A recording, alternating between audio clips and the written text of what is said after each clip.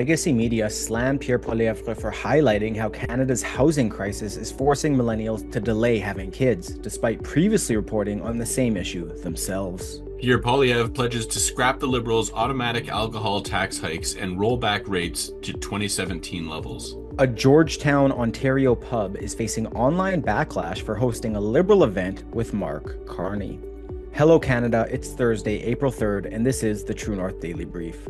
I'm Isaac Lamoureux. And I'm Geoff Knight. We've got you covered with all the news you need to know. Let's discuss the top stories of the day and the True North exclusives you won't hear anywhere else. The legacy media attacked Conservative leader Pierre Poilievre after he referred to millennial couples who are foregoing having children due to Canada's housing crisis and high cost of living, despite news outlets reporting on the same issue in the past. Poilievre said that under a Conservative government, couples in their mid-30s who have been faced with balancing an unaffordable housing situation with a biological clock that is running out would no longer be overlooked. Pundits jumped on this statement soon after, trying to malign the Conservative leader. Poilievre said, quote, "We will not forget the single mom who can't afford food. We will not forget the seniors who are choosing between eating and heating.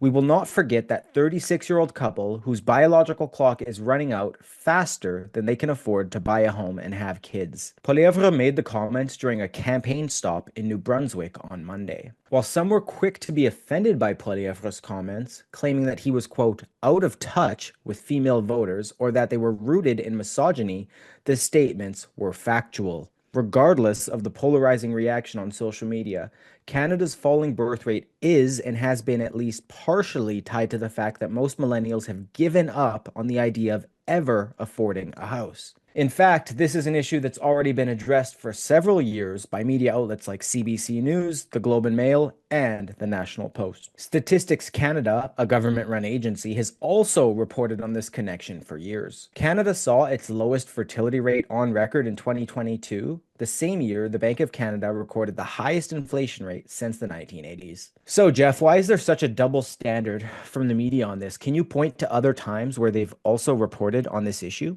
The media's reaction to Pierre Poilievre's comments about couples delaying kids due to housing costs and a ticking biological clock is a clear double standard, like you said. What Pierre said about the biological clock running out is pointing to a real documented issue, Canada's housing crisis and its ripple effects on family planning. Yet outlets and pundits pounced, calling him out of touch or misogynistic, despite their own past coverage of the exact same problem. It's a classic case of the legacy media picking and choosing when to care about facts versus when to spin a narrative.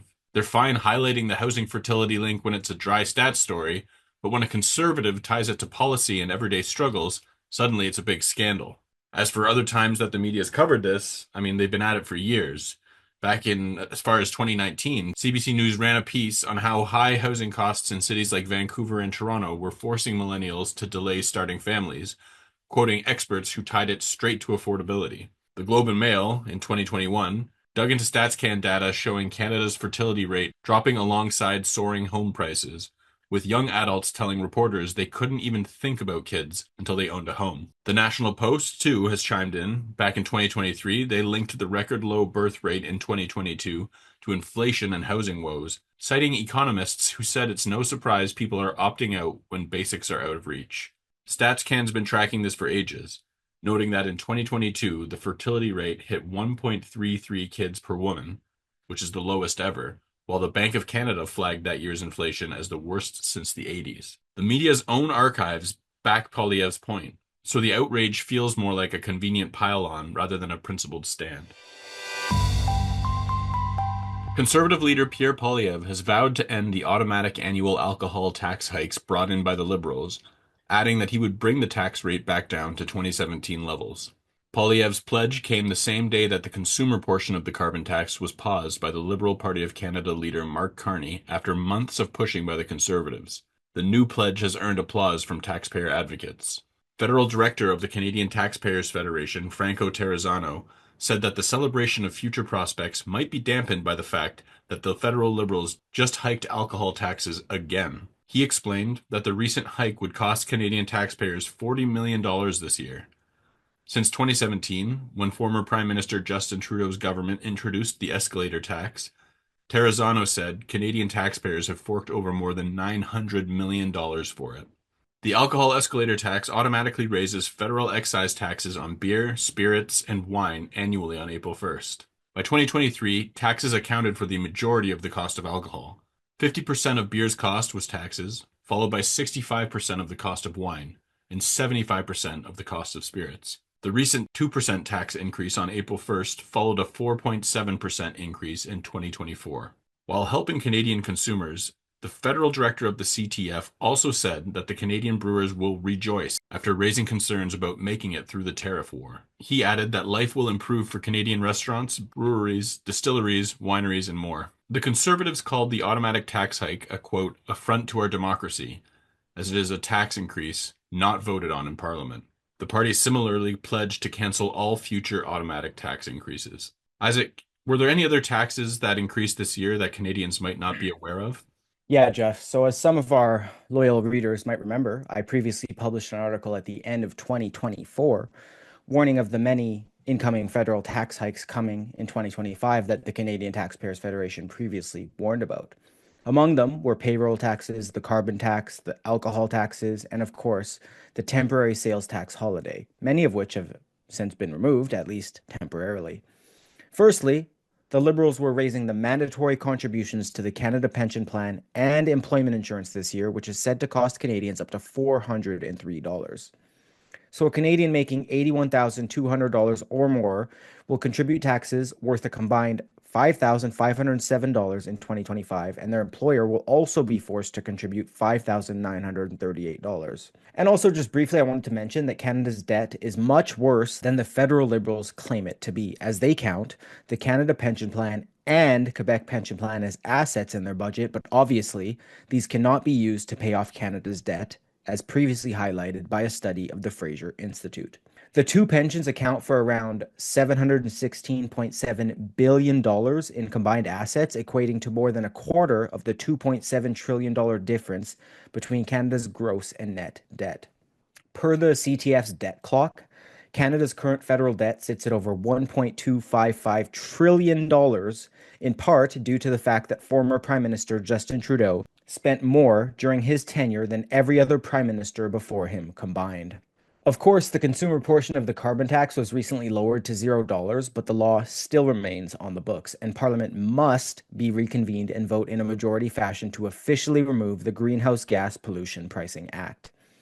Despite Poilievre's pledge, the alcohol tax and escalator portion of it still remain. The GST tax break, aka tax holiday, costed taxpayers $2.7 billion and ultimately left businesses frustrated with the administrative burden, which resulted in the break actually being a net negative for many businesses. The incoming capital gains tax hike, which we've covered extensively as well, also only remains deferred until next year, not canceled outright. The winner of the next federal election on April 28th will determine whether a lot of these policies are canceled or not. A Georgetown, Ontario pub has found itself facing online backlash after hosting an event for Liberal leader Marc Carney. The campaign event sparked a backlash from community members, leading the establishment to issue a statement defending its position as a nonpartisan business and extending an invitation to Conservative leader Pierre Poilievre. The St. George pub addressed the criticism in a Facebook post, clarifying that their choice to rent out the space was a business decision rather than a political endorsement. The business wrote, quote, "Please do not judge us for renting our space. We are a business. Today's event had nothing to do with our political views.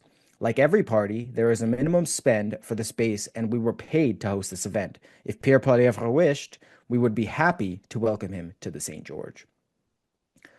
The statement suggests that the pub views itself as a neutral venue available for various events regardless of political affiliation. However, the decision to host Carney's event, which took place yesterday, has nonetheless drawn criticism from those who see it as an endorsement of Carney in a region where he's unlikely to gain ground over Poilievre's Conservatives. Some locals took to social media to express their disappointment, with calls to boycott the pub surfacing online. Other users defended the establishment's right to conduct business without boycott. So, Geoff, was there any other recent incident where a business received backlash for hosting a political event? Yeah, Isaac, a similar incident occurred last year in February when Brewer's Pantry in Bowmanville, Ontario faced significant backlash for hosting Prime Minister Justin Trudeau. The brewery event drew heavy criticism on social media, with locals and online users slamming the business for associating with Trudeau, who was seen as a polarizing figure. Brewer's Pantry issued a statement defending their decision, emphasizing that they were not political and had simply rented the space to the Liberal campaign. However, the backlash was so intense that the brewery reported receiving hate comments, negative Google reviews, and threats, prompting them to express frustration over the public reaction. That's it for today, folks. Thanks for tuning in. You can stay on top of new episodes every weekday by subscribing to the Daily Brief on iTunes and Spotify. Also, while you're at it, make sure to hit us with a 5-star rating and please leave a review.